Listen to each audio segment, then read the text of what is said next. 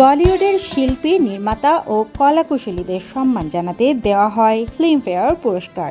দীর্ঘ 7 দশক ধরে প্রতি বছরই অনুষ্ঠিত হচ্ছে এই অ্যাওয়ার্ড অনুষ্ঠান। তবে শুধু বলিউডে নয়, টলিউডেও আয়োজন হয় এমন ফিল্মফেয়ার।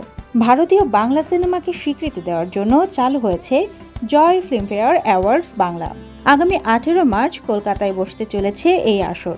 ওই আসরে 2024 সালে পশ্চিমবঙ্গে মুক্তি পাওয়া সিনেমাগুলোর মধ্য থেকে বেছে নেওয়া হবে সেরাদের। যেহেতু টলিউডে বাংলাদেশের অভিনয় শিল্পীরাও নিয়মিত কাজ করেন, তাই এই ফিল্মফেয়ার অ্যাওয়ার্ডসে উঠে এসেছে তাদেরও নাম। এবারে অ্যাওয়ার্ডস বাংলা 2025-এর মনোনয়ন তালিকায় স্থান পেয়েছেন বাংলাদেশের জয়া আহসান, মোশাররফ করিম ও চঞ্চল চৌধুরী। প্রখ্যাত নির্মাতা মৃণাল সেনের বায়োপিক পদাতিক দিয়ে টলিউডে যাত্রা শুরু হয় চঞ্চল চৌধুরীর। সৃজিত মুখার্জি পরিচালিত এই সিনেমায় মুখ্য ভূমিকায় অভিনয়ের সুবাদে এবারের আসরে সমালোচক বিভাগে সেরা অভিনেতা হিসেবে মনোনয়ন পেয়েছেন চঞ্চল।